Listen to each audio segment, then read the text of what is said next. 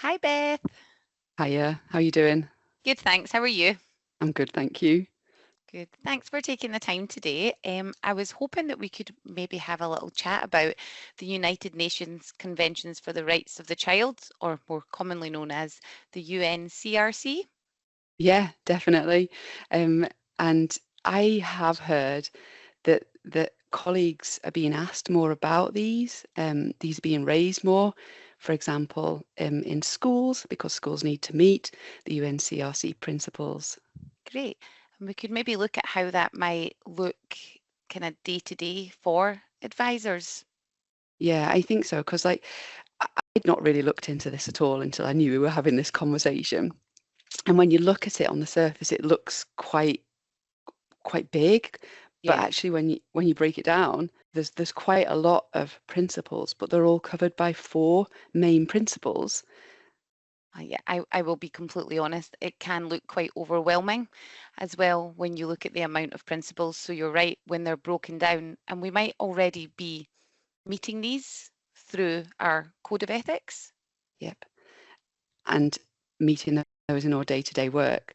So it would be good to pick one Okay. and talk to you about the UNCRC principle and how that meets, or how the code of ethics meets that, and maybe think about as well how that plays out day to day. Does that sound okay? That sounds great. And I could do the same. Great. So the one I wanted to mention, it's one of the four main principles that covers others, and it's the best interest of the child. So that's the UNCRC principle, the best interest of the child. And I was thinking about how this relates to the code of ethics, and I was thinking about like by the way that career coaches take a coaching approach and pass ownership to to customers or to young people, we are meeting the CDI code of ethics of autonomy, which Yeah, also covers best interest of the child. Does that make sense?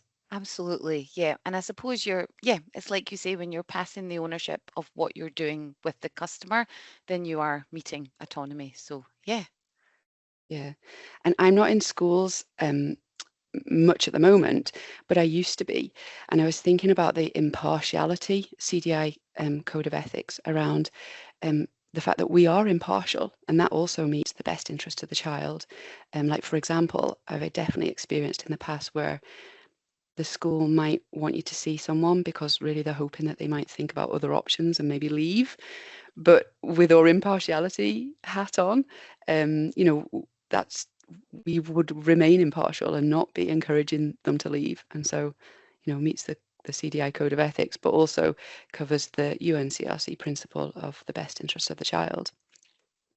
Yeah. I hadn't actually maybe thought about that um, angle. So yeah, absolutely. Yeah. And then one more I was thinking along the lines of for the best interest of the child.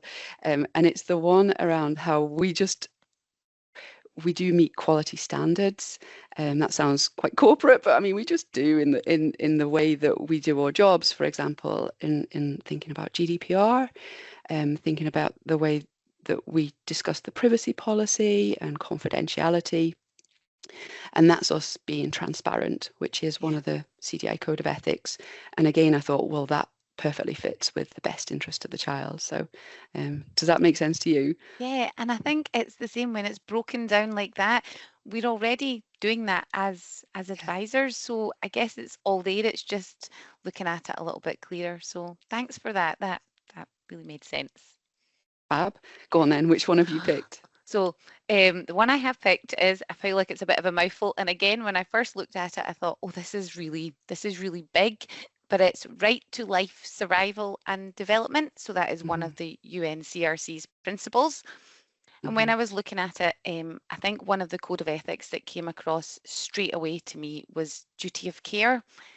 And Mm. then when I started to think a little bit more into that, I was thinking maybe when we work with kind of in schools, again, I'm sometimes in, but I'm not there all the time.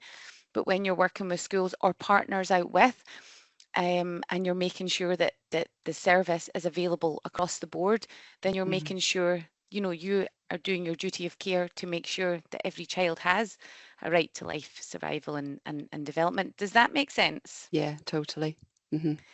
I was also thinking, kind of still in the same ethic there, but was kind of if there's any well-being issues that are Mm, identified, then by us doing that, we're making sure that it's raised with the right partners. And mm. again, it would then go and meet the principle of right to life, survival, and development. Yeah, and also I'm just wondering, does that come under the equity, Yeah, diversity and that's inclusion good. Yeah, CDI code of ethics? it Very would. good. Yeah. Yeah, Yeah, it's amazing when you break it I down that know. things start to become a little bit clearer and And they and don't it, seem, like you said, it's like we're doing these things all the time yeah. anyway. Um, which brings me on to the point of how visible the CDI code of ethics is, and what your thoughts are on that.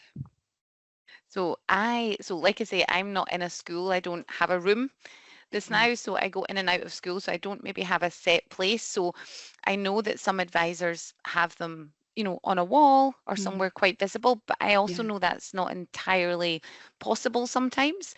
So I suppose that maybe having it somewhere visible where you meet with customers, young people, whoever it is, would be important. Mm, yeah, But totally agree. how might we do that?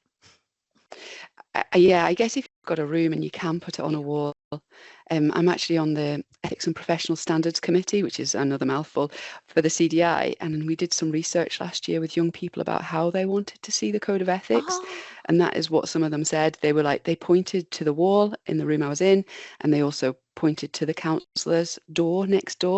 They have the kind of code of ethics on the actual ah, door. So they did want it to be visible.